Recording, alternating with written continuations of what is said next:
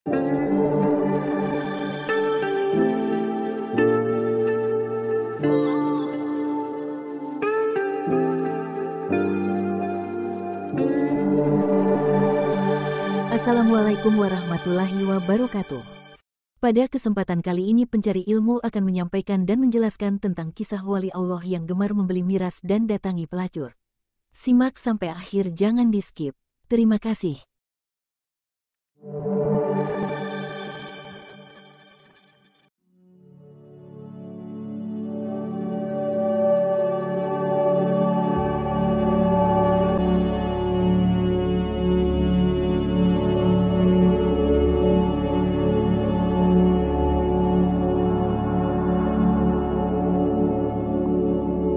Ternyata ada sebuah kisah tentang wali Allah Subhanahu wa Ta'ala yang gemar beli miras dan datangi pelacur.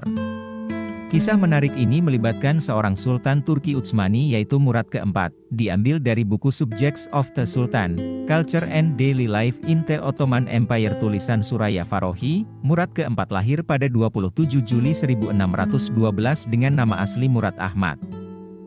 Dijelaskan juga pada laman All About Turkey, Murad naik tahta saat berusia 11 tahun menggantikan kepemimpinan pamannya, Mustafa ke-1. Namun, dikala itu, usianya masih terlalu muda untuk memegang tahta. Akhirnya sang ibunya yang bernama Kosem mengambil alih pemerintahan untuk sementara. Namun, bukannya sejahtera, malah kondisi kekaisaran saat itu penuh dengan korupsi dan pemberontakan. Lalu, ketika Sultan Murad keempat sudah dewasa akhirnya dapat mengambil alih kekaisaran, Murad keempat terkenal dengan gaya kepemimpinannya yang tegas dan tak pandang bulu, dirinya akan menghukum siapapun demi menegakkan peraturan di negaranya. Ia juga sering melakukan ekspansi untuk memperkuat kekaisarannya.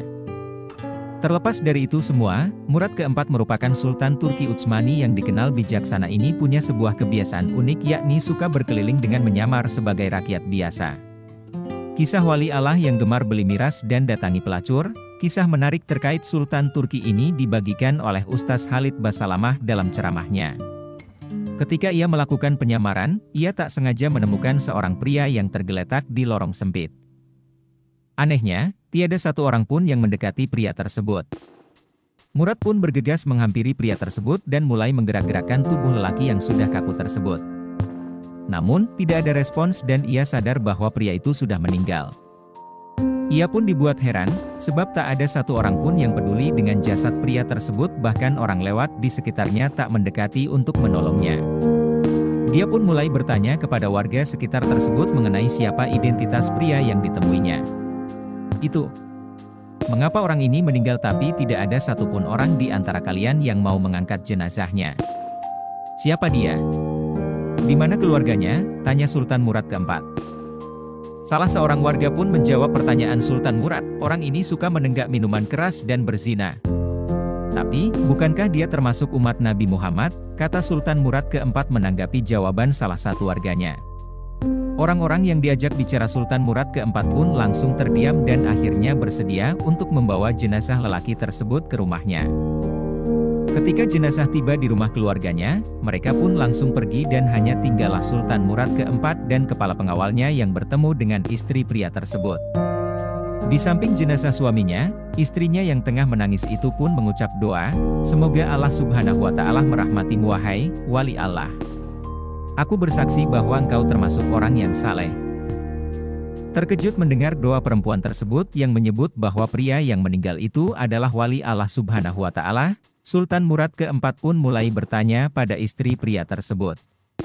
Bagaimana mungkin dia termasuk wali Allah, sementara orang-orang membicarakan tentang dia begini dan begitu, sampai-sampai mereka tidak peduli dengan kematiannya. Sultan Murad keempat masih tak percaya saat istrinya menyebut pria itu wali Allah Subhanahu wa Ta'ala ketika para warga menyebutnya sebagai orang yang gemar menenggak miras dan mendatangi pelacur. Perempuan tersebut menjawab dan menjelaskan segalanya kepada Sultan Murad IV. Hampir setiap malam suamiku keluar rumah pergi ke toko minuman keras. Dia membeli minuman keras dari para penjual sejauh yang ia mampu. Kemudian minuman-minuman itu dibawa ke rumah lalu dibuang ke dalam toilet. Seraya berkata, aku telah meringankan dosa kaum muslimin. Selain itu, pria tersebut juga sering mendatangi tempat pelacuran. Di sana, ia hanya menemui sejumlah pelacur lalu memberi mereka uang. Kepada para pelacur ia memberi uang sambil pria berkata, "Malam ini kalian sudah saya bayar, jadi tutup pintu rumahmu sampai pagi." Kemudian pria itu pulang ke rumah. "Alhamdulillah, malam ini aku telah meringankan dosa para pelacur itu," dan pria-pria Islam, kenang perempuan tersebut menirukan ucapan sang suami. Namun, orang sekitar hanya tahu bahwa pria yang meninggal tersebut selama ini adalah orang yang sering membeli dan minum minuman keras serta mendatangi tempat pelacuran. Mereka tidak tahu cerita yang sebenarnya. Sang istri sering menasehati sang suami akan kebiasaan itu yang membuatnya khawatir. "Suatu saat nanti kalau kamu mati, tidak ada kaum muslimin yang akan mau memandikan, menyalati dan menguburkan jenazahmu." Mendengar ucapan sang istri, pria tersebut hanya tertawa sambil berkata, "Jangan takut, nanti kalau aku mati, aku akan disalati oleh sultanku, kaum muslimin, para ulama dan para wali," jawab pria tersebut kepada istrinya. Usai mendengar cerita tersebut, Sultan Murad keempat pun mulai meneteskan air mata. Dia pun kemudian menyampaikan kepada istri pria tersebut bahwa ia merupakan sultan yang sedang menyamar dan siap mengurusi jenazah pria tersebut sampai ke pemakaman. "Benar. Demi Allah, akulah Sultan Murad dan besok pagi kita akan memandikannya, menyalatkannya, dan menguburkannya, atas perintah Sultan Murad keempat." Jenazah ini akhirnya menjalani proses pemakaman yang dihadiri para ulama, para wali Allah Subhanahu wa Ta'ala dan seluruh masyarakat Turki. Hikmah dari kisah wali Allah dengan Sultan Murad keempat.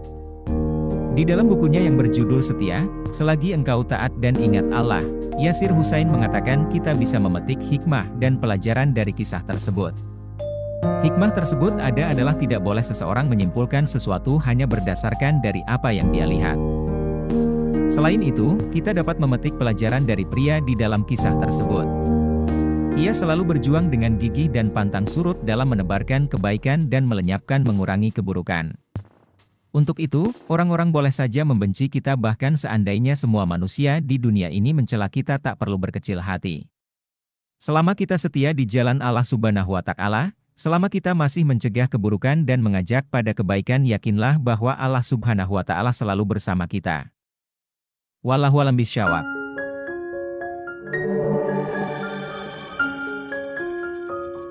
Demikianlah penyampaian dan penjelasan tentang kisah wali Allah yang gemar membeli miras dan mendatangi pelacur.